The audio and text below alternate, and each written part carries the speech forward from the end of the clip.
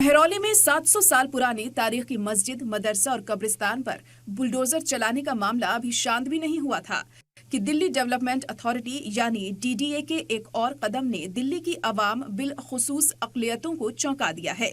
DDA ने Delhi high court में धौला कुआं में वाक़ कब्रिस्तान, कंगाल शाह और मदरसा को लेकर अर्जी दायर की है। अर्जी में डीडीए ने हाई कोर्ट से स्टे वेकेशन हटाने की मांग की है। डीडीए की दलील है कि इन दोनों मस्जिद और मदरसों की तामीर सरकारी जमीन पर नाजायज कब्जा करके की गई है। स्टे वेकेशन हटाने के बाद ही डीडीए इन दोनों इबादतगाहों को हटा सकता है। दिल्ली डेवलपमेंट अथॉरिटी के इस कदम से कब्रिस्तान, कंगाल शाह और मदरसा पर बुलडोजर चलने के इम्कान बढ़ गए हैं।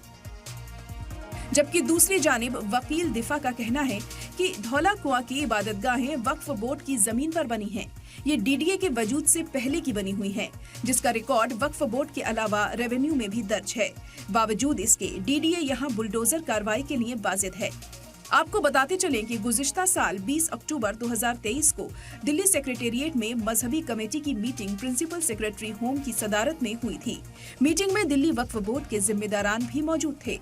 इसी मीटिंग में तय किया गया था कि तमाम मजहबी इबादतगाहों पर कार्रवाई की जाए, जिसकी मुखालिफत करते हुए वक्फ बोर्ड के जिम्मेदारान ने इससे जुड़े तमाम कागजात दिखाए और कहा कि ये जायदाद बोर्ड के गजट में दर्ज है।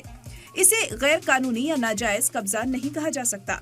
लेकिन मीटिंग में मजहबी कमेटी ने वक्फ बोर्ड की किसी दलील को नहीं सुना और आखिरकार महरौली में 700 साल पुरानी मस्जिद, मदरसा और दरगाह पर बुलडोजर चला दिया। डीडीए की अर्जी पर दिल्ली हाई कोर्ट ने नोटिस जारी कर 10 दिनों के अंदर जवाब मांगा है। कब्रिस्तान, कंगाल शाह और शाही मदरसा को हाई कोर्ट की ओर से जारी नोटिस में तय वक्त के अंदर जवाब देना होगा। जवाब न देने की हालत में हाई कोर्ट आगे की कार्रवाई कर सकता है। डीडीए ने हाई कोर्ट में अर्जी दाखिल कर कहा है कि कब्रिस्तान, कंगाल शाह और शाही मदरसा धौला कुआं रिज जमीन पर है। बता दें कि रिज की जमीन पर किसी भी तरह के कंस्ट्रक्शन पर पूरी तरह से पाबंदी होती है। अब ऐसे में सबसे बड़ा सवाल ये है कि जब अदालत में मामला ज़ेरे समाअत हो तो फिर डीडीए इतनी जल्दबाजी में क्यों है? क्या ये अदालत के बाहर एक नई अदालत है? अगर ऐसा है तो फिर ये कैसा इंसाफ है? सलाम टीवी के लिए नदीम अहमद की रिपोर्ट।